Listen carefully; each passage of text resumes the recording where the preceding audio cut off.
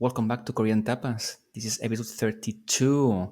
And as always, the hosts, first me, of course, Ricard Torres. To my right, Minki, how are you? I'm very great. I came back from my countryside, so I recovered with local food and with parents. So, Oh, you go to your countryside quite often, I guess. yeah, we had a family ceremony or something. Event, okay.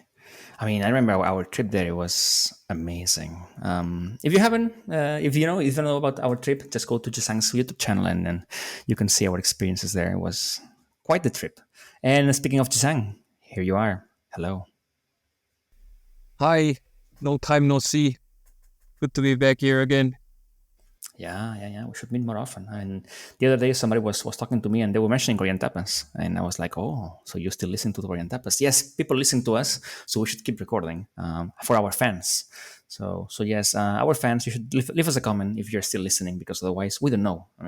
It's hard to know if anybody listens to our stuff. But anyway, today we're gonna discuss a little bit about Korean dramas. I think we've touched this in the past a little bit, but I had questions, and I know Jisang, you work in this industry, and not as an actor, although you could definitely do it, but in the industry of movies and TV shows. And so yeah, so my question or my comment for today was like, I'm noticing that lately, when I put on Netflix or other streaming services and I look at the Korean dramas, which are very super popular now in Europe and Spain, I notice that it's changing a little bit how the kissing scenes or sex scenes are being shot or shown or depicted. Right? At the beginning, I think when I started watching Korean dramas, there was almost no kissing at all. Like maybe just on the cheek, or the scenes were very fast, like just one shot and then just change something else.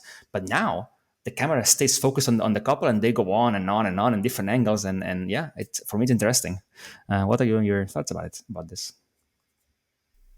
You Do you got see that. it as me, or Yeah, you've would got you agree? actually very keen sense of, uh, what's changing in the Korean drama industry. But there's obviously lots of reasons. But the most obvious reason is that those dramas or series that you see on Netflix are not the ones that are aired on free TV, which means obviously there might be less restrictions and less limitations in terms of the regulations of the stories or the components that might be appearing on the video and even the storyline. So that's why you can see more sensual and some extreme stories or visuals from the dramas on Netflix or some other kinds of OTTs. Yeah, Minky, I think you already mentioned something about that show that would not be airing in Korea. What was it? Yes, as Jisang said, in the past, it was quite impossible to air the naked girl theme or the sex scene or the blood thing. It cannot be aired in the free TV. However, cable TV tried to expose a little bit more than free TV. But as free TV, cable TV also had the same limitation. And at the very end, so nowadays Netflix or other OTT, they can expose whatever they want. They don't have any limitations, so they expose like the theme that we were not capable of heard. For example, military, the problem of military, or the problem of nowadays the drug or something. But if you just tune in Netflix in Korea, do you still see those shows, or are those shows removed from the Korean catalog? You can see them or not. It depends. It depends. Depends. Mhm. And there's actually another reasons from another respect. Aspect that obviously the main audience or target audience is totally different from the people who are watching TV nowadays. So that affects the storyline or the expression of each scene of every single drama, and that's another very influential reason. Yeah, I mean, surely if you are writing a story for Europe or Korea, I'm guessing it's different. You said, who mentioned about cable and not cable? I think this in Spain we had like many years ago. People used to have like Canal Plus and other services that were like cable or things like that. But like from a few years ago, I mean, it was rare. I don't know how standard or regular in Korea it was, but here it was rare to have Canal Plus or others, unless you really like maybe football or things like that. Usually people just go to the free channels. I mean, if you have so many free channels, sure, you would end up watching advertisements and things like that, but usually it was not very common. How was it in Korea? Is it common to have cable, or was it common before Netflix and before streaming? Actually, this is something that is also related to what I'm doing at my office. So simply speaking, the expansion of those, we call it pay TV. I mean, that concept includes all IPTV, cable TV, and satellite TV, all the things all together that needs to be paid. We call it pay TV. In Korea, it's still quite common, but it's like a global phenomenon that the percentage of users or the number of users is decreasing.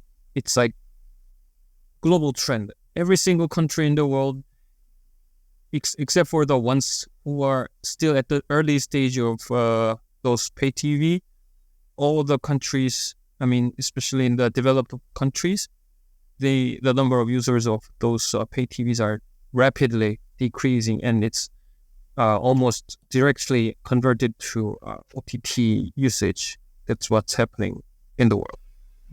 Minky, did you have like pay TV when you grew up in your hometown? Sometimes I say the reason that I study better than my friends is that I study with the television without cable TV. I grew up with my grandparents. My parents were in the school, so I had no chance to hang around with my parents. So the only thing that I can do was watching TV without cable TV, because my hometown is so small. The cable TV cannot be aired. So I only have 4 or 5 channels that, and when I watch that, it's about the news or the problem of Korea or something, the debates, blah, blah, blah, that normal kids don't watch. So imagine that when I came to the Seoul, the channel was like more than 500 or 600. 500 channels? Now I have like 900 channels or something. 900 channels? Yeah. So I can Wow. I can watch what I am interested in forever. Like, How is it possible? 900. I mean, okay, you said 4 at the beginning, and I was going to say that when I grew up, I remember like also at home we never paid for anything, and always using free TV. But I remember having at least like 10, and 2 of them were for children or 3 for children. I remember watching a lot of anime, Japanese anime, translated or dubbed into Catalan, right? So definitely there was a lot of content for kids. No problem there. But 900. I mean, I don't think we have that many, or what, 100 in Spain? No way. I mean, what? I'm speechless. Really 900? Because I'm also shocked. The actual is the 999. But maybe there's a gap in between. Maybe That's when you reach 200. what I think. Yeah, there might be some empty channels. Yes, not empty channel, like like movie channel for like 24/7 or something. I don't know, man. It feels like a lot. And you guys have League of Legends things and baseball things, unique channels. That's awesome for gaming. We don't have that things here. But actually, I'm not watching TV that much now, because that channel is kind of like Korean. I mean, they have like Korean stuff. Like they have, what can I say, the limitation that we mentioned at the very first time.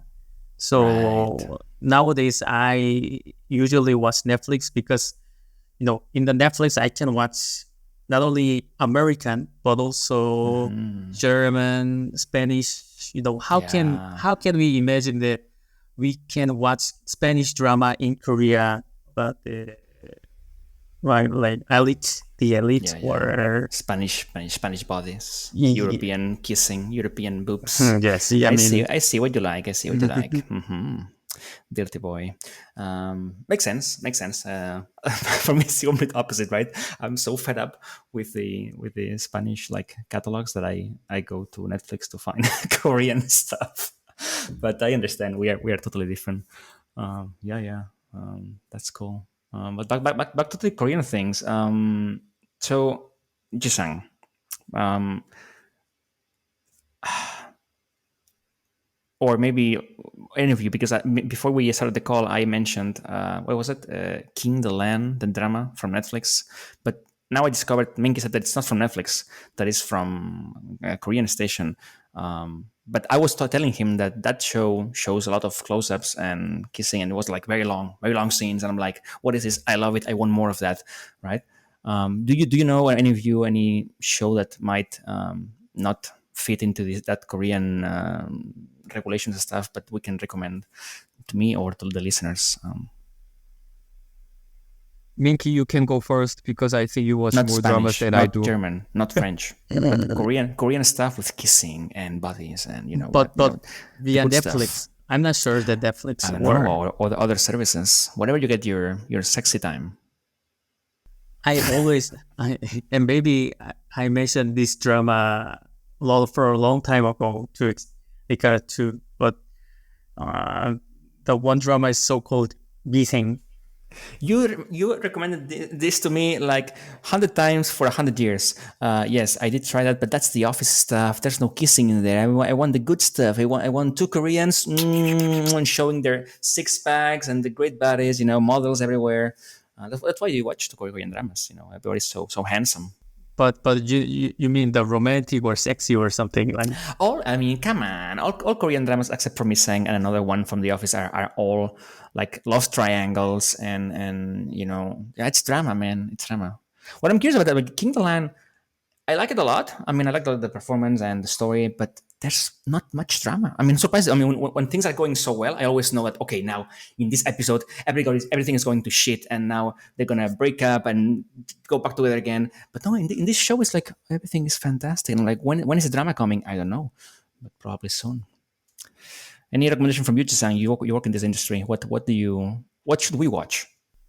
But to be honest, I don't know any Korean dramas which are over 60. I probably there might be lots of movies, but for TV series, I'm not really sure. And the thing that I mentioned in the beginning, that the Korean dramas are now changing, is just about the rise of specific genres. For example, suspense, thriller, or crime, which are the genres that were not so common on free TV. And actually, when I mentioned that, I didn't thought about the how to say, the sexual scenes. It's actually not what I have thought. So I don't know which one might be. Oh, interesting. Yeah. I'm really missing a lot of context here. You're saying that before you didn't have specific genres in TV. Because when I think about it, in Spain, I don't, or at least because I don't work on this street, but I cannot think of, okay, what did we miss? What wasn't there in the free TV in Spain that now we have in Netflix? I think we had everything. We had sex and crimes and horror, comedies, live, whatever, any kind of TV or movie was aired on Spanish TV, right? So for me, it's shocking to hear that you guys now have new genres coming into the free TV.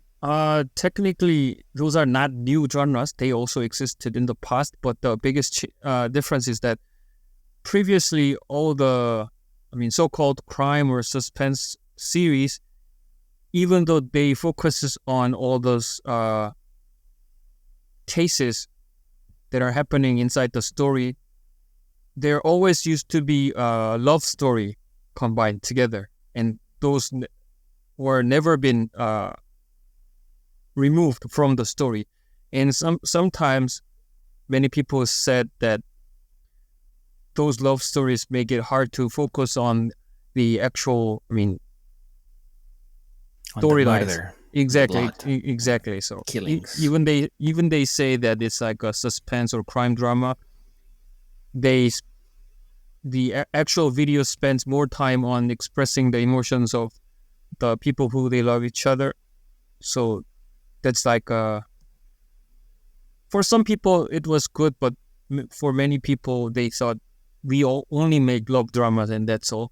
But nowadays, in contrast, those so-called suspense or crime dramas, the majority of them do not have romantic factors included.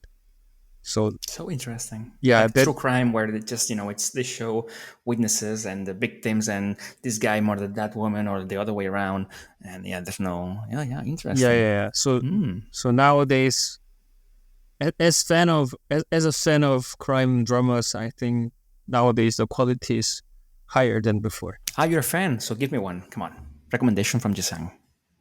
It's gonna be a new segment on the podcast. Every episode, you're gonna recommend a new crime show, crime movie. What should I say? On On the spot. Netflix, right? On anything. I mean, anything that can be found maybe here, or I don't know, because I don't know where the listeners are from. I know we have listeners from Spain, but maybe there are listeners from Korea. So if you want to recommend something in Free Korea TV, just do that. We have listeners all over the world, I'm sure. So Yeah. well, just things probably we can go to Minki. Probably from a day before yesterday, a series called DP Season 2 just started. This is very controversial. I actually didn't watch it, but because wait a minute. But how can you recommend something that you haven't watched, bad boy? Because I watched the season 1. Okay, I watched the season 1. That's why I'm recommending the season 2. But I'm gonna watch it as well. Okay. So how come you guys could sit through the whole thing, and I had to stop midway because it was just too brutal for me to watch? I mean, I don't know. I mean, but you guys have been there. I mean, you have been into the military system. You lived in Korea for so many years, and I was watching that show DP, and I was like, this is horrible. I don't want to watch it anymore. But you guys pulled through, and now you're recommending the second season. So why is it so good? I mean, or why should we watch it? Or first question: Is it like accurate, or is it just fantasy, or what is it? Because it seemed very real to me. I think the stories are based on the true story. Yeah. Yeah. I mean, the military hides something. Of course. Yeah, and even though they have some soldiers problem, they always hide, and there were our experience. Mm-hmm. So what I want to say is that half fantasy, half accurate. Mm-hmm. And it's a drama in the end, so I guess, of course, they will add some spice to it. But the idea is that they have to come from somewhere, right? And interesting. That's quite the only drama that tells about that accuracy of military. So we recommend it. Mm-hmm. Yeah, and as far as I know, that's the only drama that treated the story of those kind of things. I mean, those abuses happening inside the military. As I know, there are not any similar this show is not series. made in Korea, right? I mean, is it made who made this show? Is it Netflix or is it a Netflix company? Korea? Netflix Korea. So I'm sure that they had pressure from the military to not go forward with this, no? Probably. Bad publicity, right? I mean, in the end, maybe they asked that, are you really sure you want to do this? And do something else? Yeah. Interesting. Okay, so then recommendation for Jisang for this episode is going to be DP Season 2. Go watch it. You can leave us a review. I will not watch it, but I will gladly read your review. Minki, recommendation apart from missing again office life. I mean, it's so you, because you lived in the office world for so many years. My another recommendation is, I'm not sure we mentioned this one already. The Glory. Have you heard? No. You haven't heard. The Glory is the one of the most famous drama in the last year. How is it possible? And I haven't even heard about it. Uh, The this- Glory. The Glory is about the story that about the bullying one girl. Again, bullying. Jesus Christ. Netflix Korea can air the real problem of Korea. So Uh-huh. all Korea loves Glory. Uh-huh. Okay. Yeah, as far as I know, it's like second or third most successful drama globally, Get out. just after Squid Game, probably. What? How am I hearing about this just now? It says a woman lives for absolute revenge against her childhood bullies who destroyed her life. Wow, revenge. I mean, revenge is nice, right? I mean, everybody like. No, I mean that's why it's probably so good. Then yeah, 8 out of 10 on IMDb. So I'll add it to my list. Thank you so much. The Glory. Awesome. This is a TV show, yeah, right. Talking about movies, TV shows, just complete. I'm sidetracking, but we're almost finished the episode. Just one question for you: have you, either of you, watched Barbie or Oppenheimer? Oppenheimer so far is not there now. We cannot Korea, watch no? it. Maybe interesting. from next week. Okay, but it's gonna be there, right? Jisang, have you? Barbie? No. Are you a No. fan? Yes. But I have no idea, but I have friends that tell me that the Barbie movie is just like a satire, or it's like it's for laugh rather than an accurate thing, a different take on the story, whatever. Right. Yeah. And for the other one, I haven't also not watched it yet. They say that you have to go to the cinema because it's shot in a specific, like big films and IMAX. like IMAX, yeah, because it's like 70 millimeters rather than 35. I don't know, all technical stuff because that director is crazy and he doesn't use any CGI. It's all like real stuff. And they were asking him in an interview, how did you recreate a nuclear explosion? And he wouldn't say, but he says that we usually use miniatures and do things and small stuff and it looks like big anyway. Okay, sorry for the sidetrack, off topic movie stuff. Anything else from your side, guys, before we wrap up the episode? I mean, I wish I can watch the real thing in the free TV drama. Actually, the reason that Netflix Korea had a huge impact of DP or The Glory is that neither of Korean cable or nor free TV, they never made this kind of drama. If they made it, the impact should be more, and many people could debate about how can we change or something, but it's somewhat delayed. Without Netflix, we cannot debate the serious problem. So I really wish that they change more. Then thank you, Netflix, for opening up and telling those stories. Yeah, so far. Jisang, anything from your side? Just say bye to the audience.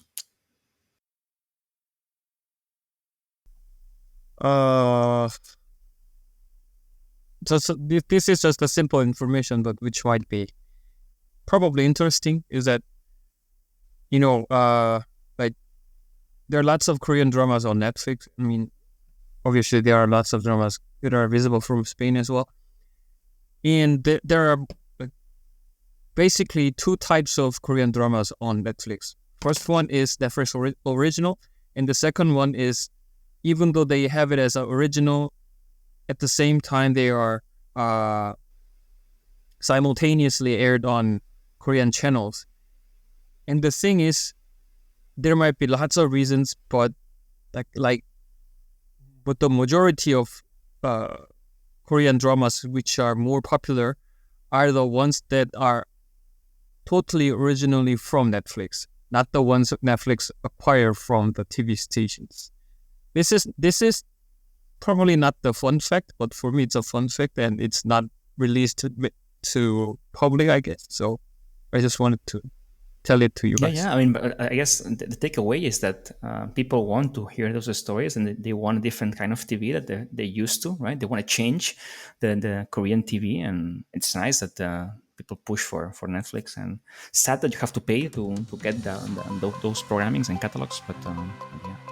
All right, then as usual, I thank you so much, guys, for staying late on a Sunday to record this. I wish you a great week. The listeners, thank you for listening, and we'll see you real soon. Thank you. Ciao, ciao. Have a good weekend. Adeu. Adios.